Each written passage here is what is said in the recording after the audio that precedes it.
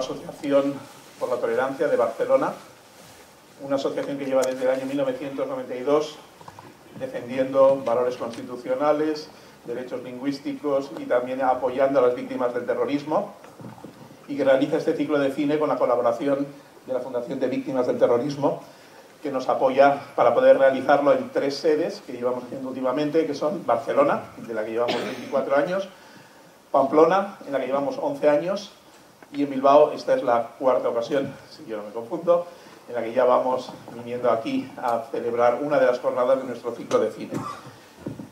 Nuestro ciclo de cine consta de películas, documentales y también de una charla, un debate, en el cual se habla de temas relacionados con la película o relacionados con temas de terrorismo, con temas de la situación actual, etc. Y hoy nos van a acompañar 2 personas muy conocidas, Iñaki Arteta y José Antonio Pérez, a los que voy ahora a presentar. Creemos que el ciclo de cine sigue siendo algo necesario, porque la memoria sigue siendo necesaria, recordar lo que ha ocurrido. Algunos nos dicen que el terrorismo ya ha acabado, sin embargo, hay consecuencias que todavía perduran. Seguimos en nuestra sociedad viendo cómo se hacen homenajes a terroristas, más de 420 homenajes a terroristas registrados por Covite durante el año 2024, por ejemplo. Se siguen dando terceros grados a muchos terroristas de una forma sin ni siquiera haber un arrepentimiento claro.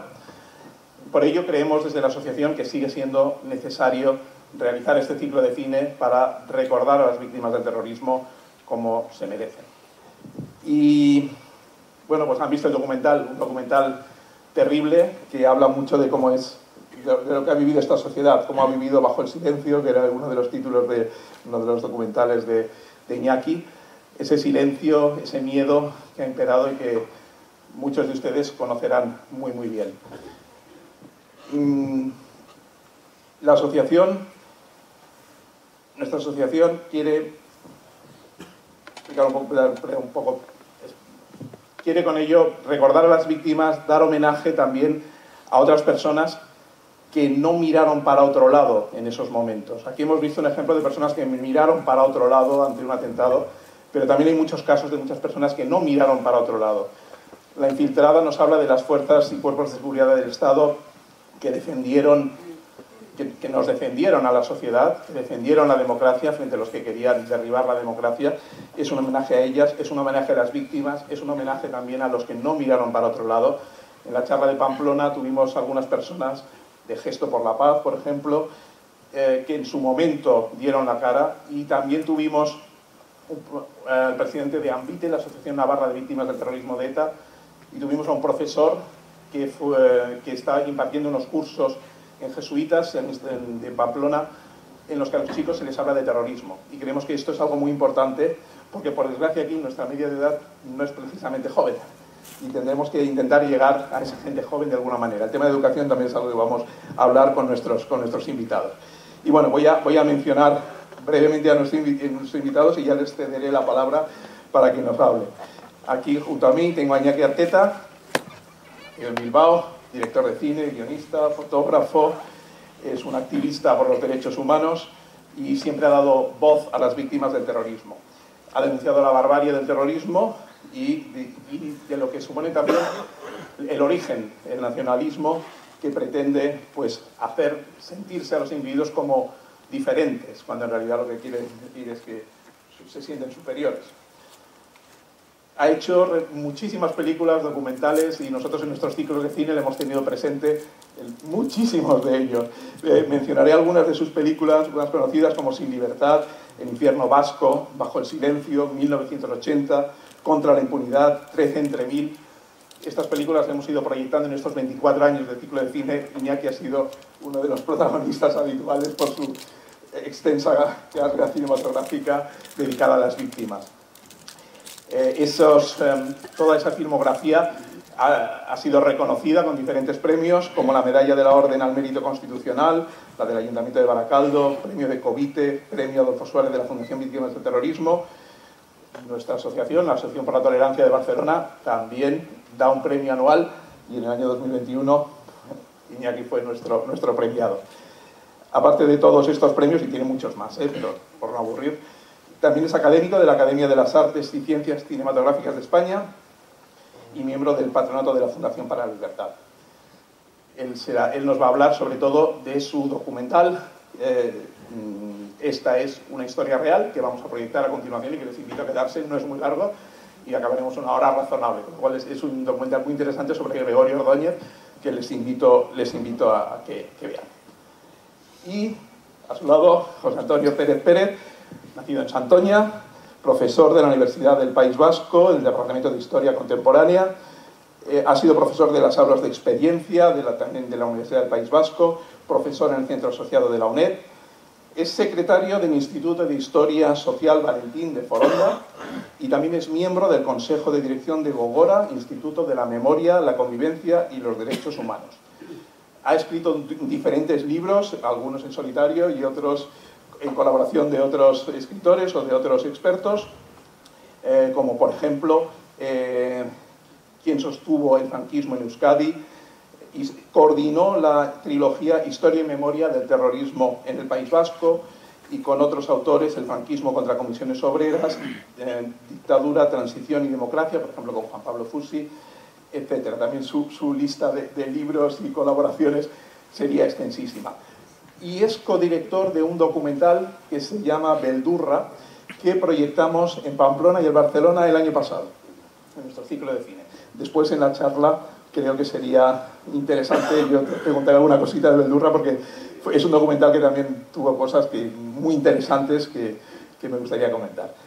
Y bueno, voy a dar la palabra precisamente a José Antonio porque nos puede dar algunos detalles más sobre el documental que acabamos de ver. 27 minutos. Yo ya no les aburro más y te doy la palabra a José Antonio. Bueno, pues antes de nada, muchas gracias por la invitación. Estar aquí invitado por la Asociación para la Tolerancia para mí es un placer, un honor, y además poder compartir con Iñaki Arteta, al que, bueno, tanto admiramos dentro del gremio de los historiadores, porque ha sido también su trabajo fuente primaria para nosotros, ¿no? En alguna ocasión también invitamos cuando estábamos en medio del proyecto sobre terrorismo, y bueno, pues poder compartir con ustedes, con la asociación, para mí es un placer y un honor, como digo. Cuando Eduardo hace unos días bueno, pues me llamó para organizar un poquito el debate, le dije, estoy tomando notas justo bueno, no del corto, sino del caso que se toma, que sirve de base para el corto, ¿no? Los novios de Cádiz, ¿no? Conocido así, pues en la prensa, también para nosotros, ¿no? Uno de los pequeños capítulos de nuestra trilogía se titula Los novios de Cádiz. En mayo de 2017, mis compañeros y yo bajamos hasta Algeciras para entrevistar a la hermana de Hortensia, Aurora González, una mujer que vivía precisamente con su hermana, con su marido, en la casa cuartel de Ordizia, cuando le llega la terrible noticia. Son asesinados a las 3 de la madrugada aproximadamente, de que tanto ella como su novio, Antonio, habían sido asesinados más o menos del modo del que aparecen ahí, aunque era de noche, licencias del trabajo, en este caso del corto. La escritora e historiadora Idoia Astornés escribió hace unos años, en 2013, un libro autobiográfico que se tituló ¿Cómo pudo ocurrirnos esto? Crónica de una chica de los años 60, ¿no?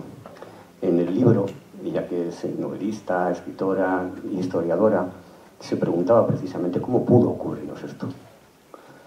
¿Cómo pudimos vivir bajo la presión, el terror de una organización terrorista que contó, a diferencia de otros tipos de terrorismo, con un brazo político que lo sostuvo prácticamente durante 40 años, ¿no? La clave precisamente está en ese brazo político, ¿no? Si no hubiera tenido el respaldo de aproximadamente unas 150.000 personas, el terrorismo de ETA hubiera desaparecido como desapareció el Grapo, ¿no? Lamentablemente no fue así. La historia que hay detrás de este corto terrible es la de un par de chavales, porque no eran nada más que dos chavales, como han podido ustedes ver, ¿no? 24 y 20 años. Dos chavales que se habían enamorado, que se habían conocido de una manera casual. Aurora me contaba, Aurora la hermana, me contaba lo que supuso o suponía vivir en la casa cuartel en aquellos momentos, ¿no?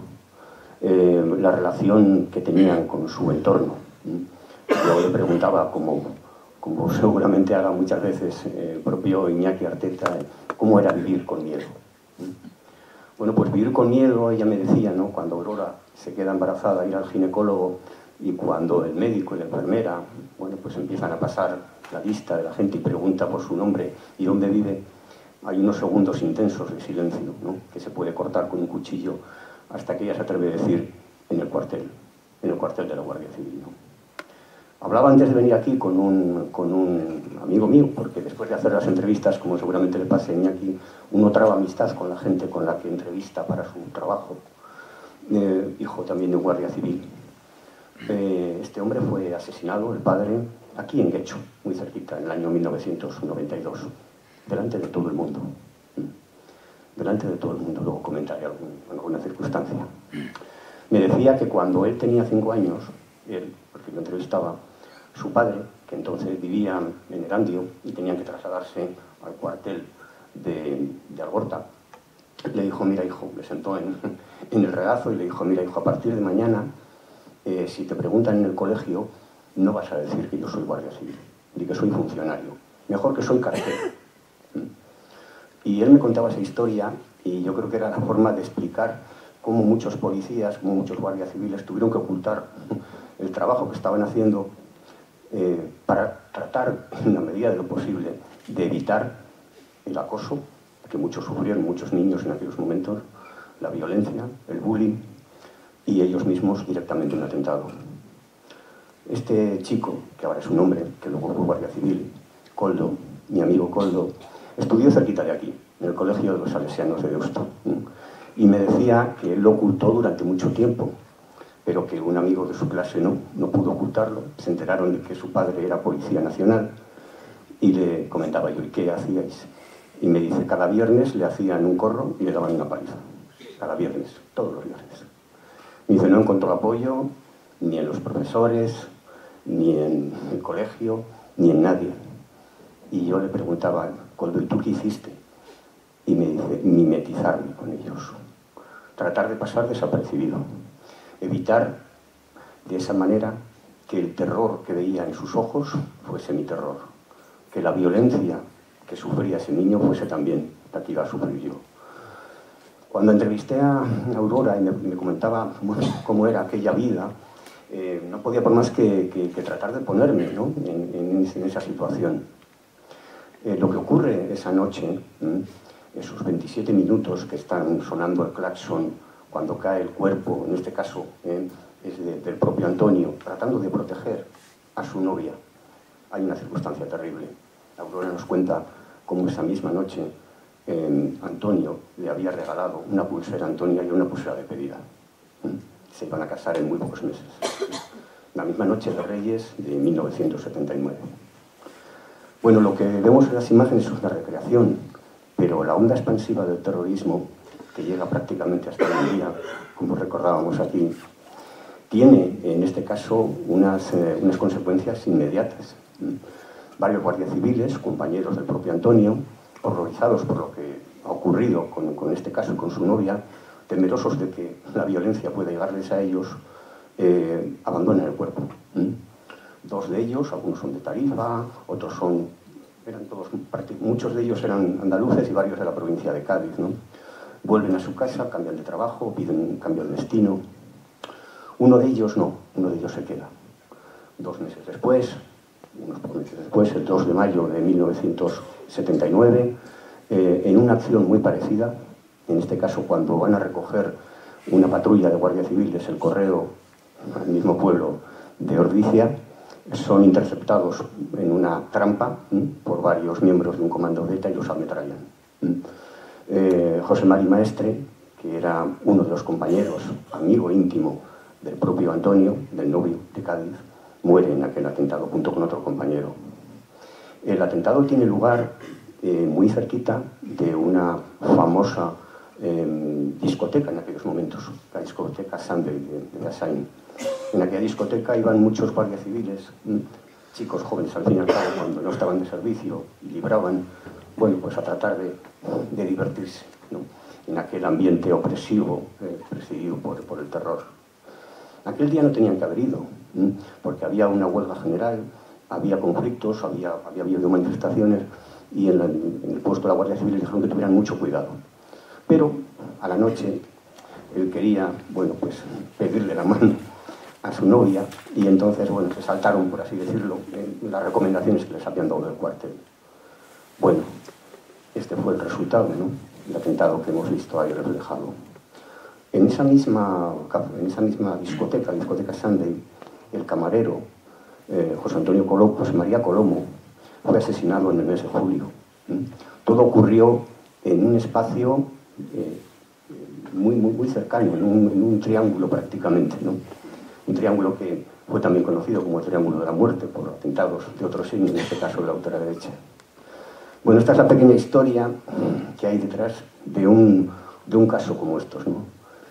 Cuando entrevistamos a Aurora, yo siempre, bueno, pues su marido también era guardia civil, ya digo, estaban en la misma casa, un cuartel de Ordizia.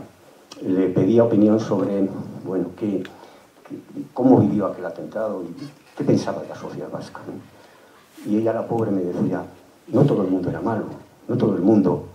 Y yo decía, qué generosidad la de esta mujer, que habiendo vivido lo que ha vivido, todavía es capaz de diferenciar que había gente buena y gente mala.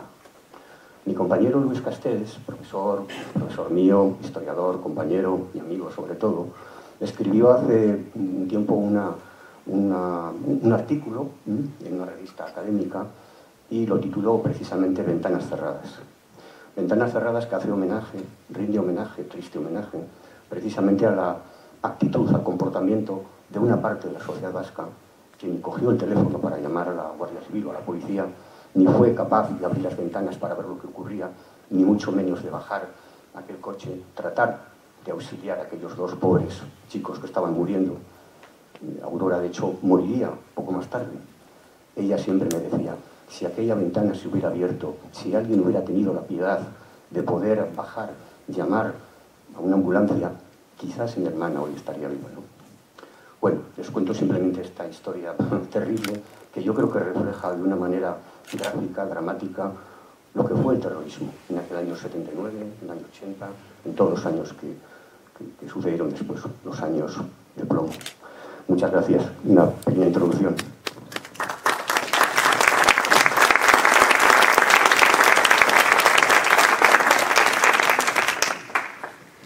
Muchas gracias, José Antonio. Y ahora pues Iñaki nos va a hablar un poco de su documental, del que vamos a ver a continuación cuando acabe la charla, y de lo que tú quieras, por supuesto.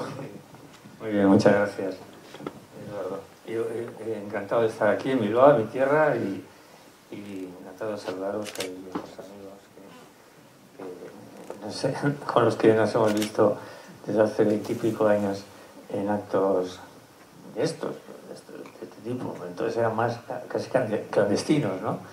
Presentaciones de libros y alguna exhibición de alguna película mía, en fin. Siempre estamos los mismos, ¿no? Se puede decir. Bueno, los mismos siempre estamos. Supongo que fuera de este ámbito habrá mucha gente también que entienda las cosas como nosotros, ¿no?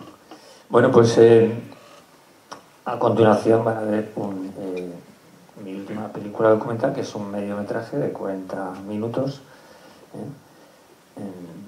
Nada, para los que os habéis tragado películas mías de 2 horas y cuarto. Que bueno, pues yo creo que podéis alargar un poco más la tarde. Y es una película que se titula Esta es una historia real. Es un encargo, realmente es un encargo que me hizo la organización educativa CEU San Pablo, y en el que participa también la Comunidad de Madrid. Me lo hicieron encargo el año pasado, por estas fechas más o menos, para estrenarlo en enero de este año 25, en el 30 aniversario del asesinato de Gregorio Ordoñez, ¿no? Yo suelo hablar de las películas después de verla, suele ser el formato habitual, que primero se ve la película y luego hay un coloquio. Hoy tengo que hablar de de la película. No quiero hacer ningún spoiler. Bueno, la película es en sí mismo un spoiler, es decir, una persona en la que todo el mundo, todos los que estamos aquí sabemos que la acaban matando, ¿no? La película es un encargo que también está dirigido, bueno, en fin, al público en general, pero sobre todo este grupo educativo pensaba en hacer algo que pudieran ver los jóvenes estudiantes de, por lo menos, de su entramado de colegios y de universidades, y entender un poco lo que ha pasado en torno al terrorismo, ¿no? Esa preocupación que tienen algunos entes educativos, ¿no? Y pensando en ellos, pensé en este título, es decir, esto es una historia real, así como en muchas películas se dice está basado en historias reales, o se parece a la realidad, o bueno, estamos acostumbrados a ver ficción, que también nos transmite muchas cosas importantes, ¿no? Pero esto es una historia real. Es decir, para la gente que vaya a ver esta película dentro de 5, 10, 15, 20 años, pues le puede parecer increíble, ¿no? Como todas estas cosas que ha contado José Antonio ahora, ¿no? Pueden parecer increíbles. O sea, que esto pasara. Bueno, ya parecen increíbles. Y no ha pasado tanto tiempo desde que terminó el terrorismo. Parecen increíbles, que hayan pasado cerca de nosotros, que las hayamos visto, que hayan tenido esas consecuencias en las personas tan lamentables como en el caso de la película anterior, pero bueno, todos conocemos cuál era el entramado social que rodeaba el terrorismo, ¿no? Esta es una historia real. Y, como digo, no voy a hacer el spoiler, está hecho ya, es decir, es una persona a la que matan, ¿no?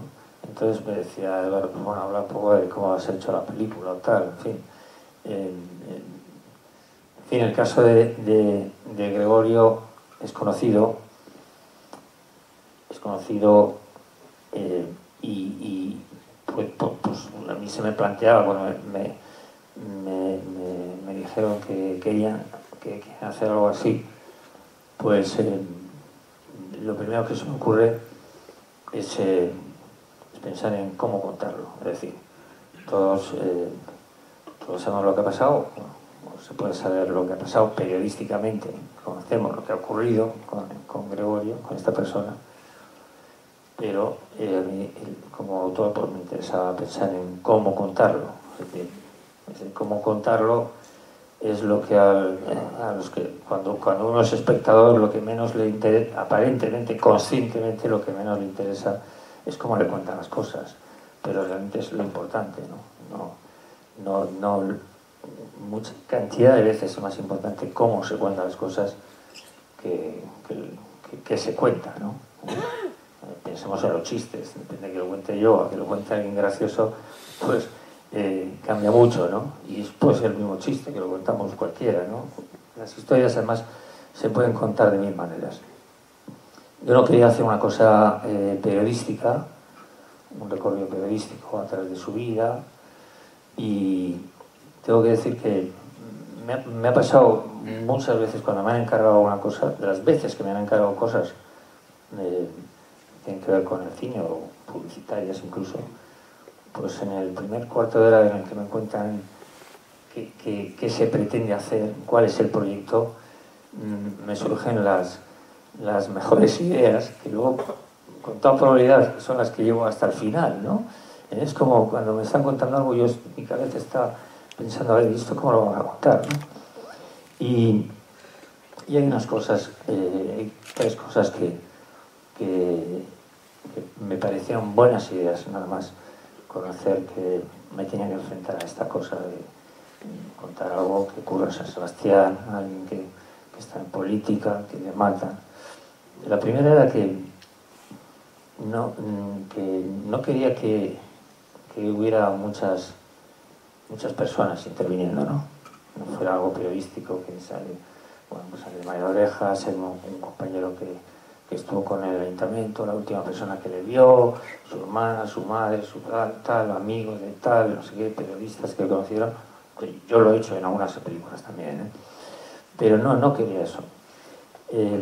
Pensé también en que si iba dirigido a jóvenes, pues que bien, pueden saber que van a ver una película en la que al final el protagonista es asesinado, pero estructurarla como si fuera una ficción. Es decir, se habla de una persona que no, bueno, pues no, una persona normal, que tiene una vida normal, que conoce a una mujer, que se casa, ¿verdad? Y eso va llevando a un final, ¿no? Y luego la tercera cosa es que quería también que hubiera música durante toda la película. Bueno, esto les puede parecer bueno, que no tiene importancia, pero claro, como espectadores, lo que asimilamos de las obras audiovisuales es un conjunto, ¿no? Un conjunto, ¿no? En general, bueno, pues ha estado bien, tenía buena fotografía, no sé, a veces se hacen, para la gente que no es del gremio, se hacen, o que no es muy cinéfila, pues hacen síntesis de las películas pues muy sencillas. Bueno, lo hacemos todos, ¿no? Pues me ha gustado, pues está bien. Pero claro, siempre hay un montón de cosas en las que son las que construyen un relato, ¿no? Un relato cinematográfico. Y bueno, luego lo veréis, luego lo vais a ver dentro de un rato, pero esas fueron, digamos, las claves que me llevaron a construir de esta manera una película en la que salen, creo que son 4 personas nada más, y entre todas se arma, se rodea el personaje y nos va llevando a través de una vida, ¿no? De una persona normal que adquiere un compromiso en el peor sitio, ¿no? De poder adquirir un compromiso, una persona, el País Vasco en los años 80-90, y toman las decisiones, ¿no? Las decisiones que toman tienen que ver con su familia también, ¿no? Y entonces eso me interesaba mucho, ¿no? No es un tío valiente que sale y se enfrenta con todo, que en el fondo sí, ¿eh? Pero la voluntad de alguien de hacer algo a contracorriente y cómo es asimilado en su vida familiar, ¿no? Con la pareja, ¿no? Eso me interesó mucho, ¿no? Lo que lo veréis en la película, ¿no? Esas conversaciones que seguramente no se dieron entre él y su mujer, ¿no? A pesar de que se llevaron bien y no llevan demasiado tiempo casados, acaban de tener un hijo cuando le matan. Tenía 2 años el hijo cuando le matan a Gregorio. Entonces, esa vida más íntima es la que al final me parecía más interesante, porque detrás de todos estos tipos de hechos, pues hay una historia de una pareja que se quiere casar, que se prometen justo el día que vienen unos tíos a asesinarles sin más ni más, ¿no? Todas esas cosas que están detrás yo creo que son más... me parece que tienen más valor contarlas, ¿no? Y por ahí va la cosa, ¿no? Yo creo que la película, yo la he visto muchas veces, como se puede imaginar, pero y también aprendo de lo que a veces inconscientemente uno decide hacer o no hacer dentro de una película. Cuando coge es que me tengo que callar ya, ¿no? Sí, bueno, que acabo. Sí, lo mejor es que vea la película. No, estoy intentando no destriparla, pero algo yo creo que... Bien, entonces, decir que ya se me ha ido el hilo ahora. Bueno, no, que no me importa. No. Entonces, dice que yo la leo como una historia de amor, la película. Yo les invito a que la vean con apertura y que no influya lo que le estoy diciendo ahora, pero yo creo que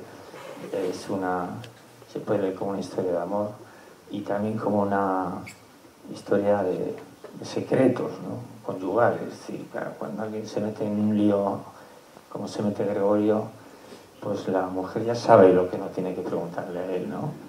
Y él ya sabe lo que no tiene que decirle a la mujer. Entonces es un secreto, digamos, consentido, ¿no? Que se fundamenta precisamente en el amor, ¿no? Y eso es un trasfondo, yo creo que para una historia de alguien que... Yo, cuando he presentado esta película, me acuerdo de una cita de un periodista francés del siglo pasado, que decía que las gentes normales no saben que todo es posible, ¿no? Todo es posible, ¿no? Todo es posible. Y la gente normal cree que wow, eso no se puede hacer. No, pero hay gente que supera eso, no por inteligencia, no por nada, ha nacido en donde no hemos nacido todos, pero saben que es posible cambiar las cosas, ¿no? Desde su pequeño puesto, desde su pequeña parcela de influencia en un pueblo, en un ayuntamiento, lo que sea, en este caso, ¿no? Pero él sabía que era posible cambiar aquello. Y eso, dentro de lo que es en apariencia un tipo normal, que estudia en un sitio normal, que tiene una familia normal, pues eso es lo que le hace especial como a tanta gente que ha intentado cambiar las cosas a mejor en este mundo, ¿no? Muchísimas gracias, Iñaki.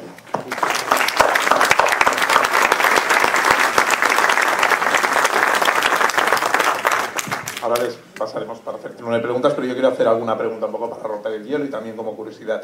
Porque aquí estáis dos representantes de dos colectivos muy importantes, el colectivo educativo y el colectivo del cine. Dos perspectivas en las cuales es muy importante para los jóvenes poder intentar llegar a los jóvenes, que sería lo deseable. Entonces, yo quería preguntaros alguna cuestión. Ahora han salido cosas, parece que en las universidades vuelve a haber o sigue habiendo una presión. Se ha atacado recientemente a Gorriarán, se le han puesto pintadas amenazantes en la universidad, o nos encontramos con casos como en Navarra. Yo vivo en Navarra desde hace 13 años. Teníamos en Tudela el año pasado un profesor que era José Javier Osés, condenado a 8 años, miembro de ETA, que estaba dando clases de economía. Ese profesor, dices, bueno, puede haberse arrepentido a lo mejor y puede tener todo el derecho del mundo a dar clases. Si es realmente una persona arrepentida, yo al menos personalmente no lo juzgaría, no le negaría eso, si está realmente arrepentido. Pero es que este señor firmó un manifiesto del ala dura de los etarras contra los que se habían manifestado diciendo que sí, que los homenajes estos a los etarras pues que hacen daño a las víctimas y que quizás no habría que hacerlo. Y este señor firmó ese manifiesto de la ala dura, en la que lideraba Chapote, porque estaba uno de los firmantes, contra los otros etarras. ¿Cómo ves tú la situación de la educación, de la universidad? ¿Existe libertad? ¿No existe? ¿Qué tendríamos que hacer, José Antonio? Yo comparto despacho con una persona a la que admiro como profesor, pero también como referente, ¿no? Chema Portillo, José Mari Portillo, que tuvo que salir del País Vasco, recorrer medio mundo para tratar de que no le mataran a él ni a su familia. Bueno, pues algunos servicios de información llegaron a decirle a Chema: la información sale de la propia facultad y van a matarte. Imagínense, ¿no? la situación. Cuando puedes estar dando clase a alumnos o compartiendo pasillo, mesa, claustro con compañeros, incluso profesores que están informando de tu vida diaria, de tu vida cotidiana, ¿no? Eso afortunadamente forma parte del pasado, pero estamos viviendo, como tú bien dices, un repunte de la violencia. Se ha cruzado ya una línea no tan invisible. El otro día, con la aparición de esta manifestación que hubo en Vitoria, ¿no?, de grupos claramente fascistas, no se puede negar, ¿no?, aparecieron otros supuestos antifascistas que no se parecen como, pues prácticamente como dos gotas de agua. Una compañera mía, también del departamento, me lo retransmitió casi en directo. Me dice: estoy viendo a alumnos nuestros poniéndose la capucha, enfrentándose primero a los ultras, luego pegándose con la policía autónoma. Tenemos un problema grave. Tenemos un problema grave porque no se llegó nunca a deslegitimar el terrorismo por quien tenía que haberlo hecho, es decir, por el brazo político. Cuando eso no se hace, pues tenemos lo que tenemos. Ahora mismo una escisión de esas juventudes en torno a un grupo, el Movimiento Socialista de Euskadi, el GKS, que curiosamente es quien está liderando la violencia más explícita, aprovechando cualquier tipo de situación. o puede ser alguna manifestación de un profesor en redes sociales que no tiene nada que ver con su docencia, que inmediatamente aparecen encarcelados. El otro día un scratch que se hizo aquí, que no ha trascendido, en Leioa, por ejemplo. Intentos de aversión a decanos, que tampoco han trascendido porque se prefiere que no darle más importancia, pero la tienen. Pero es que también el problema lo tenemos dentro de la propia educación.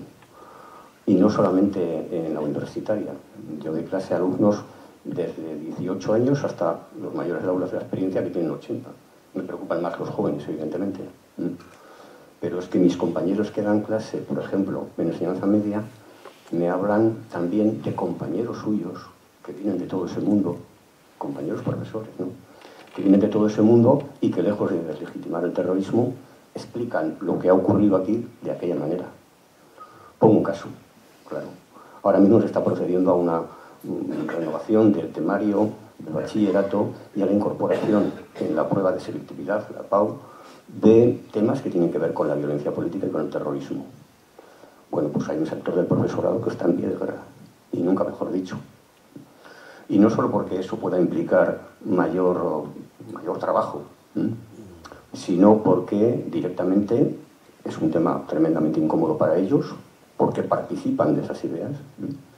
En una de las últimas reuniones, por ejemplo, se ha llegado a insultar a través del chat de profesores,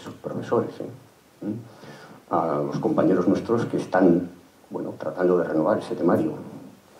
Españolazos, criminales, asesinos, enemigos del euskera, profesores de enseñanza media, no alumnos. No. Tenemos un problema, evidentemente, ¿no? Y no es pequeño porque, ya digo, el terrorismo terminó, pero los rescoldos de aquella terrible hoguera están todavía ahí.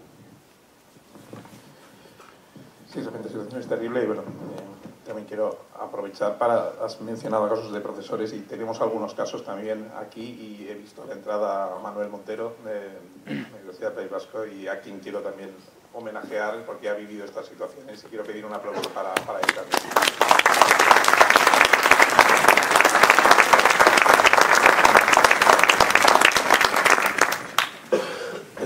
Iñaki, ¿cómo ves? Tú has sido un pionero, has estado prácticamente solo empezando con películas de este tipo, documentales. ¿Cómo ves ahora la proliferación de películas, documentales? Hemos visto La Infiltrada, recientemente ha salido Fantasma en la batalla, que también es una película muy interesante. ¿Cómo ves positiva la situación? Patria, el documental Patria en su momento. ¿Cómo ves esa proliferación de documentales? ¿Crees que el enfoque es el adecuado en ellos? ¿Qué te parece? ¿Te sientes menos solo? ¿Crees que será positivo? ¿Se está avanzando desde el mundo del cine? Bueno, yo no voy a poner pesimista ya a esta altura, ¿no? Pero eso de la proliferación, y has dicho 3 películas. Sí, sí, son 3. Sí, son 3, lo es. Bueno, cada año se estrenan en España casi 400 películas, ¿eh? Entre documentales y ficción, 300 y pico, casi 400 películas, cada año, ¿eh? O sea, del año 22 al 25, pues se han estrenado como unas 800 películas, ¿eh? Y ha habido 4 películas, ¿eh? Estrenas en cine, no hablo de series, porque series ha habido alguna, ha habido 3 también, creo, El Año Invisible, ha habido Patria y alguna otra, no recuerdo. Pero ha habido 4 películas. Maisabel, Infiltrada, Una Fantasma en la batalla, y una que estrené yo en el 2022, ¿eh? Un documental. Ha habido 4 entre 800 películas. Claro, que haya una ya nos parece mucho, porque es cierto que ha habido una ausencia, sobre todo de películas que estén bien enfocadas, como Maisabel, tengo que decir que no me parece todo lo contrario, es una película tóxica, ¿no? Pero Un Fantasma en la batalla, o Infiltrada, o Su Patria, bueno, Patria es una serie, como se ha dejado de lado, o sea, me parece que están bien enfocadas. Y yo me he encontrado pues con el éxito de Infiltrada, que se estrenó en octubre del año pasado, hasta enero, febrero, que estaba hecho una taquilla extraordinaria, pues con mucha gente me decía, oye, pues ¿has visto esta? Bueno, aquí en Madrid y tal, fantástica, bueno, o O sea, yo creo que el público favorable y sobre todo ansioso de ver cosas que tienen que ver con el terrorismo, pues ha entendido que, ha sentido que una película que hablaba bien, en términos no equidistantes, que situaba la cuestión de una manera, bueno, pues bien, equilibrada, es decir, había unos asesinos, había gente inocente que era perseguida, que tal y cual, y luego hay unos cuerpos de seguridad que han estado peleando contra eso, pues ya le era suficiente para salir satisfecho. Pero era una película de 400. O sea, es decir, que no, bueno, yo voy a decir que estoy solo, pues ya me da igual si estoy solo o acompañado, pero en fin, no, la gente no se ha ido, o sea, la gente del cine tampoco se ha lanzado a tratar este tema, que yo creo que es siempre lo he pensado, es un filón narrativo impresionante, ¿no? De historia, ¿no? O sea, hemos contado aquí hoy, pero han pasado tantas cosas tan retorcidas en la sociedad también, con unos perfiles de lo más crueles y dramáticos a los más esquizofrénicos también, ¿no? Hemos vivido una esquizofrenia en el sentido de que vivíamos bien, San Sebastián se vivía muy bien y se comía muy bien, pero luego mataban a un señor ayer a la tarde y no pasaba nada. Todo eso, hombre, yo creo que da para muchas películas, para muchos guiones, pero bueno, es como las películas al final no se hacen las películas que quieren los productores, y los productores quieren hacer películas que les sean más fáciles, y la manera de hacer películas más fáciles pues es hablar de otros temas, supongo a la vista de lo que hay, ¿no? Yo soy académico, como has dicho, y entonces tengo acceso a las 400 películas que hay cada año en esto, ¿no? Nos dan una clave para una plataforma para las películas. Yo veo los títulos y los temas de que van y el 90% no es para nada. Es decir, no valen para nada. O sea, las que llegan a los Goya y dicen, bueno, pues que solo hay 5. Pues solo 5, las 5, habrá 6 que merezcan la pena en un año, ¿no? Y claro, no se premian siempre las mismas, ¿no? Porque realmente no hay. O sea, es un cultivo el del cine, pues bastante, que da muy poco fruto interesante en general. Y en un tema como este, que además se requiere pues cierta documentación, o sea, no hemos visto películas, ¿no?, en las que se veía que el director no tenía idea de lo que estaba hablando. Bueno, pues tener idea de lo que se está hablando, una cosa tan compleja como el terrorismo, es complicado. Y por eso también yo creo que es un tema que bueno, probablemente florecerá en el futuro, como hemos visto tantas películas de la guerra civil, pues con el tiempo yo creo que con una distancia, quizás, no sé, no entiendo bien las razones que hay para no hacer películas así, pero igual quizá la distancia en las nuevas generaciones pues pueda resultar fructífera para situar la importancia que tenía el terrorismo y el drama del terrorismo en la sociedad española. Y a nivel educativo, te pregunto en la parte educativa. Recientemente, no sé si sabéis que la Fundación A3 Media ha premiado a un proyecto del Colegio Jesuitas de Pamplona, en el cual se abren testimonios a los chicos de bachillerato, se les explica casos de terrorismo, de víctimas de ETA, también se les explica algunos casos en los que ha habido violencia policial, pero al menos se habla de terrorismo. Y yo creo que se hace no desde la equidistancia, sino que claramente se explica que hay un grupo que tenía una intención política de destruir la democracia. Yo creo que los chicos lo acaban entendiendo. Y ha conseguido el premio A3 Media Mentes Hábiles. Recientemente tuvimos al profesor que llevó este proyecto a cabo, lo tuvimos en Pamplona, era en su colegio además que hacíamos la charla en este caso, ¿no? ¿Cómo ves los proyectos educativos? ¿Crees que, se puede mejorar? Yo creo que todo depende de la implicación de las instituciones. Mientras, en lo que más cercano tenemos, ¿no? La Consejería de Educación, en el caso de Euskadi, no se implique directamente para impulsar que la violencia y el terrorismo puedan tratarse dentro de los programas educativos, unidades didácticas. Por ejemplo, mis compañeros del memorial tienen una unidad didáctica sobre el terrorismo excelente. hecha por un compañero nuestro. No ha llegado a los institutos, pero no se ha puesto. No hay un interés. Hay iniciativas ahora interesantes, sí. Por ejemplo, el Instituto de la Memoria, ahora, no hace mucho, hace unos meses, hace un acto en el BEC y reúne a 400 chavales de enseñanzas medias para que les expliquen lo que fue la socialización del sufrimiento. Eso me pareció un acto importante y potente. Pero cuando hablamos de llevar a las víctimas a los colegios, a los institutos, durante años, y ahora mismo pregunté hace poco, mayoritariamente los colegios que van tanto al memorial como que acuden a los institutos de la República, colegios y institutos públicos, muy pocos. Solamente colegios concertados y mayoritariamente religiosos. Entonces el alcance es ínfimo. Mientras no tengamos esa implicación directa de quien tiene que impulsar eso, pues será limitado.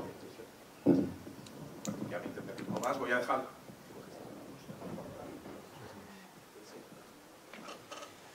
Si alguien quiere hacer preguntas, por favor que levanten la mano. Ah, gracias, Diego. No, ya está Marita, Diego. Soy un Diego. A ver, ¿quién quiere hacer preguntas? No, ella no. Ah, bueno, no, tú lo pasas. Sí. A ver, ¿quién quería preguntar? ¿Ninguna pregunta? Bueno. Ahí al fondo. Reflejo, te ha tocado.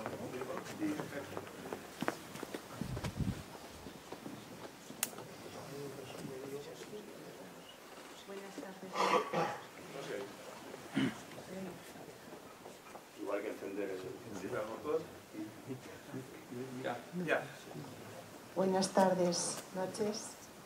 Encantada de estar aquí. Me llamo Pepa Iribar Negaray, Iñaki querido.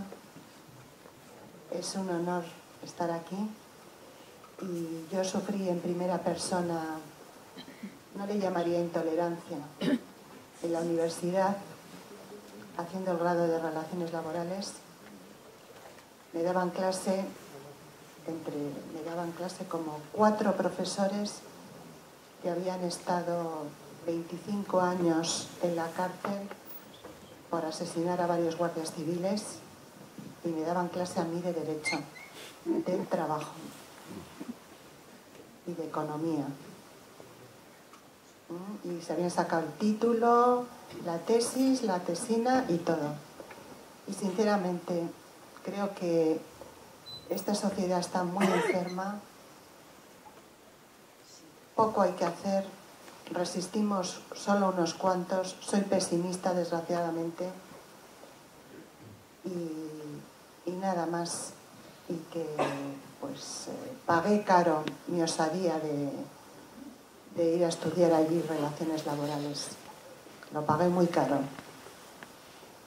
Muchas gracias. Bueno, hola, Pepa. Gracias por tu intervención. Bueno, pues claro, ese tipo de casos comentábamos. Ahora, se siguen, de alguna manera, siguen existiendo, ¿no? En la universidad, en los colegios. Yo creo que en el fondo, comentaba José Antonio que sobre el brazo político de ETA pues no ha dado el paso, pero claro, yo creo que no ha dado el paso, efectivamente no ha dado el paso. Yo creo que no ha dado el paso porque no les ha hecho falta, porque todas las políticas que han conducido a lo que ha sido el final del terrorismo han sido favorables a su integración en la vida docente, social, cultural, efectivamente, en la política. Y además, no solo eso, sino todo lo contrario. Hoy salió en la prensa que solo hay 40 presos de ETA en la cárcel, en un régimen. Lo que habrán hecho esos 40, pero todavía están en la cárcel, o sea, imaginemos, ¿no? Pues claro, que si se le da las llaves de las cárceles al nacionalismo, si el relato lo tiene que hacer o se le encarga hacer al nacionalismo que ha estado en la raíz y presente en todos estos años del terrorismo, si la educación la tiene el nacionalismo, pues todo cuadra, ¿no? Todo cuadra. No podemos esperar grandes cosas, ya no sé qué.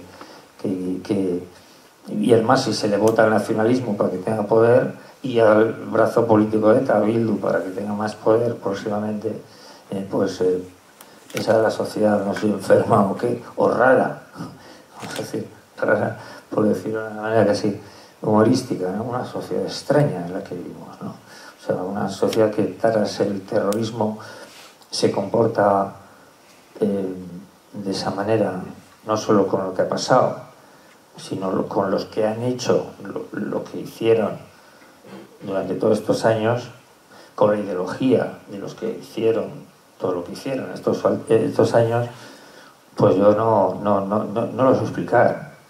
A mí me resulta terrible. Pues yo vivo aquí también, es decir, no sé, si uno se acostumbra a las cosas, ¿no? Pero que quizás no tenga mucho arreglo generacionalmente, ¿no? Habrá que esperar que, como en todas las sociedades, pues hay ciclos, las cosas vuelven, cambian mucho, ¿no? No sé, mi abuelo, no sé, si pasara por mi pueblo, pues no entendería nada, ¿no? Ni cómo es el pueblo, ni qué gente hay en el pueblo, ni lo que quedaba de su recuerdo. En menos de 100 años pues, las cosas han cambiado muchísimo, ¿no? En muchos sentidos, ¿no? Pues bueno, pues la única esperanza son los jóvenes, desde luego, como en todas las sociedades que han tenido cambios bruscos, ¿no? Para mal, también para bien, ¿no? Por aquí, por favor.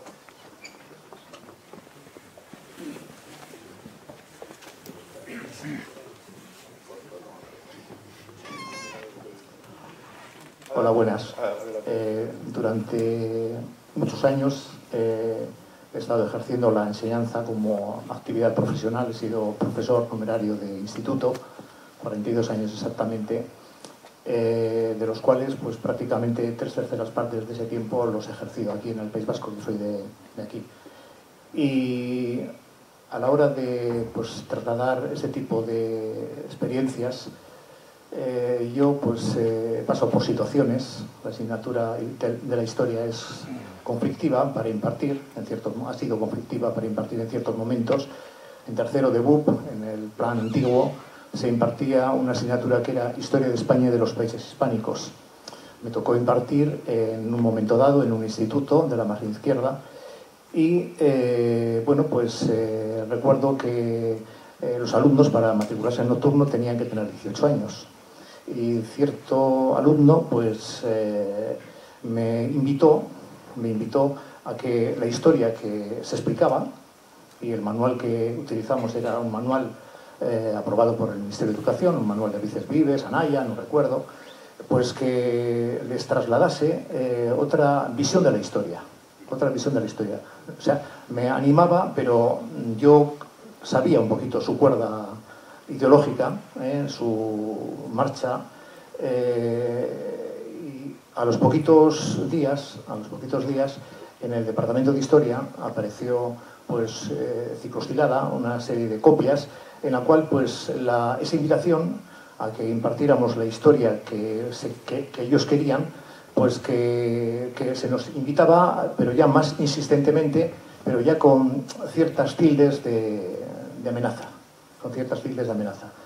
Otra situación que viví también en otro centro, también de la margen izquierda, sobre los años 90 aproximadamente, pues fue asesinado el padre de 2 alumnos del centro. Yo daba clase a los 2 alumnos, en primero de BUP y en tercero. El apellido era un tal Montoya, un policía nacional que cogió su coche por la mañana, a las 8, a las 9 o a las 7 de la mañana, se iba a trabajar a Bilbao, y en ese momento, cuando cogió su coche, tenía una bomba lapa debajo del coche, en las torres, en la zona del polígono de La Paz, en Cruces. Bueno, pues explosionó la bomba, mató al policía nacional. Su mujer le estaba despidiendo, vivía en una primera planta, desde el balcón, y la deflagración también le afectó. La mujer, pues ingresada en Cruces.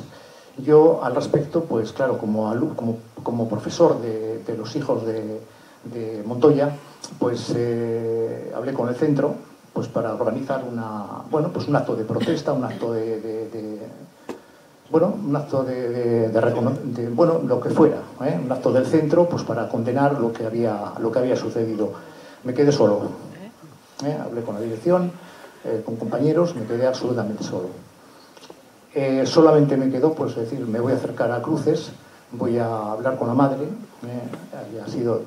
la defraudación había afectado en la cara fundamentalmente, y preguntarle, oye, pues cualquier cosa que necesites, pues cuenta conmigo, sobre todo a efectos de la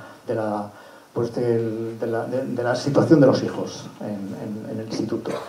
Entonces, claro, este tipo de recuerdos son más porque se iban sucediendo, porque han sido ya muchos años, pero bueno, simplemente trasladar un poquito estas experiencias profesionales en un contexto que ha sido difícil de impartir enseñanza en los centros de medias. Muchas gracias. Me parece que hay una pregunta al lado.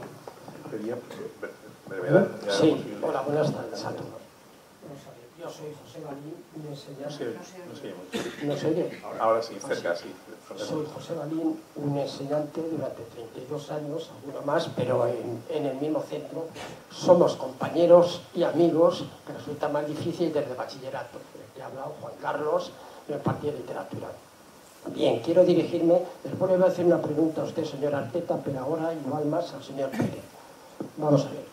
En enseñanzas medias, porque usted ha hecho alusión incluso ahora, en la época de plomo hemos pasado auténticas amenazas y cosas delirantes.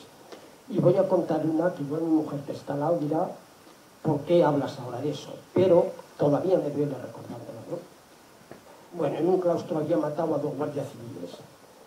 Uno de ellos era un primo mío en Lugo, aunque después me enteré que no era exactamente por ETA, pero bueno, al comienzo, en ese fragor, estábamos en un claustro. La mayoría de la gente no estaba decidida, bueno, evidentemente, por los guardias civiles, pues para nada, ¿no? Entonces yo cometí el error que me sumaría al paro a la tarde y al día siguiente si también se condenaba todo tipo de muertes. Pues imagínense, a ver, acabó el claustro, todavía me resulta difícil, acabó el claustro como a las 3. El centro tenía y tiene instituto nocturno.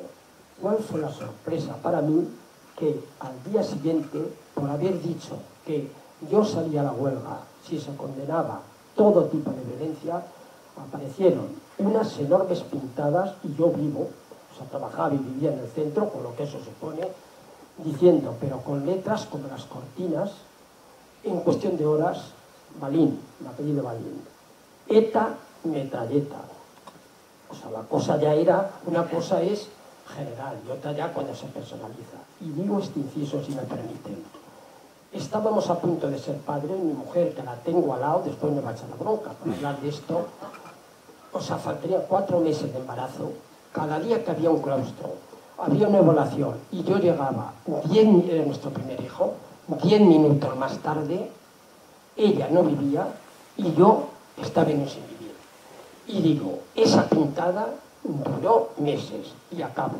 Me enteré a todo pasado por los propios chavales de nocturno, 2 o 3 que me llevaban bien con ellos, que había sido sugerida, y voy a decir nombre, por el hermano de un etarra que a la sazón estaba en la cárcel y después profesor universitario, señor Pérez. Igual hasta les... ¿Cómo es el nombre? Landa. Un tal Landa, que estaba en Lejona, y el hermano era el secretario de nuestro centro. No lo condenó, no se borró la pintura hasta que un grupo de profesores decidió que eso había que borrarlo. Pero lo que yo sufrí, se hablaba de mí cuando iba a las tiendas. Es decir, hemos pasado auténticas penurias. Y ahora le iba a decir, señor Arteta, si quiere, porque igual es mi personal, pero para reconfortarme, ver que no he sido yo solo, ¿no? Usted, si quiere contestar, ¿ha tenido alguna amenaza directa en sus comienzos, sobre todo? Gracias. Bueno, muchas gracias por su... Bueno, claro, no me extraña. Gracias por contarnos su historia. Bueno, yo, para responder a esta pregunta, les sugiero un libro que escribí hace poco, hace un par de años, que se titula Historia de un vasco, que no sé si... Bueno, no venía a vender mi libro, no venía a hablar de mi libro, pero quiero decir que Me cuesta hablar de eso porque no se responde muy fácil. Es decir, a mí no me han escupido por la calle, ni me han insultado en la calle, vivo en Baracaldo, no he tenido directamente bueno, pues ataques estos como ha tenido algunas personas que están aquí, o usted mismo, fíjese, ¿no? A mí me han hecho otro tipo de cosas, pero bueno, otro tipo de cosas menos violentas, pero que han trascendido hasta el día de hoy, quiero decir, ¿no? Digo, profesionalmente, el ostracismo en este lugar donde decidí quedarme a vivir y ya está. O sea, quiero decir que aquí, como se decía en la Inquisición, al que no le queman le chamuscan. Pues bueno, pues a mí me chamuscaron, no me quemaron, pero... O sea, quiero decir que dentro de lo que he sufrido mis cosas, como tantos, bueno, probablemente muchos de los que están aquí, ¿no? He sufrido mis cosas, pero nada comparable con lo que, bueno, al final tenemos que contar en unas películas, después en los libros, ¿no? Del terrible drama que se ha vivido, ¿no? Más allá de lo nuestro. Pues me alegro por usted. Sí, bueno, muchas gracias por sus testimonios, ¿no? Que como profesores yo creo que dan, bueno, notifican lo que, o confirman lo que muchos vivimos. Yo lo viví siendo uno de esos alumnos, ¿no? No fui a ese instituto, pero fui al de Erandio, y voy a contar una cosa que algunas Sí, he contado.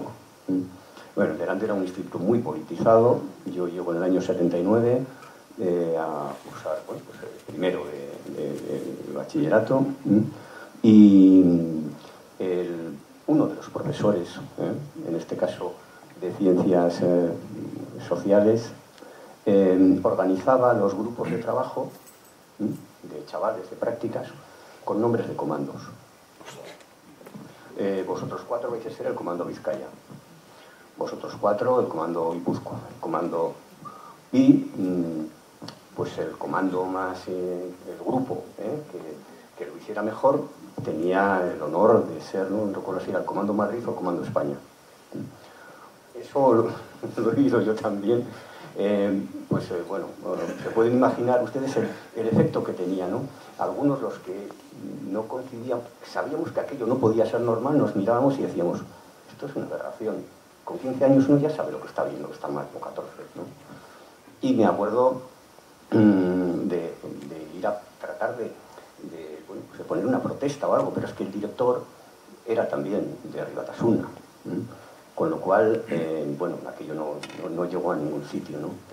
Yo he vivido todo eso y recuerdo cuando matan a José María Ryan, ¿no? Lo tengo escrito por ahí en un articulito. Cuando matan a José María Ryan, yo tengo 15 años. Y a los 2 días veo una chavalita de mi clase, guapísima, Begoña, todavía la estoy viendo, ¿no?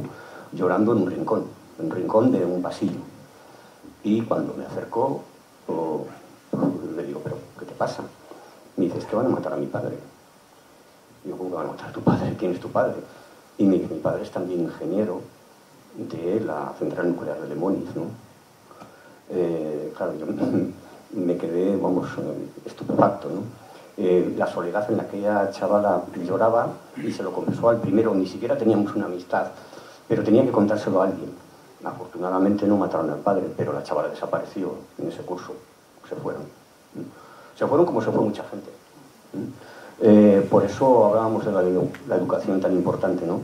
Los resistentes, que, pues como los que algunos estáis aquí, ¿no? Que pagasteis un alto precio por ello, y luego cómo lo vivíamos los que éramos alumnos, que luego hemos sido profesores, pero en aquel momento.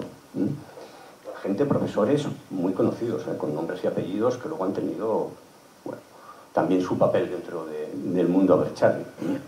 Claro, si el profesor te organiza con nombres de comandos, y aquello además es celebrado por todo el mundo, como si fuera una fiesta, en el año 80, cuando están matando 96 personas al año, ese ha sido...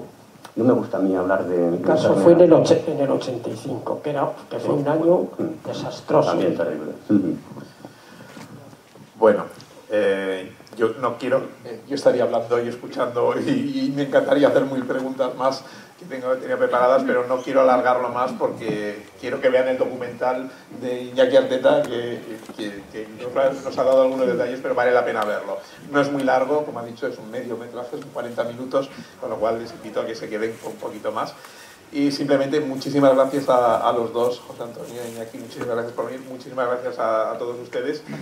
Y en nombre de la Asociación por la Tolerancia de Barcelona, que es quien organiza esto, repito, con el apoyo de la Fundación de Víctimas del Terrorismo, que es quien nos ayuda para poder realizarlo cada año, esperamos volver otra vez el próximo año y contar con ustedes y con otras personas, con más personas para poder realizarlo y con películas interesantes. Ojalá que salgan más películas interesantes, ojalá que tengamos casos positivos en el campo de la enseñanza, algunas cosas que vayan saliendo, como este premio que comentábamos.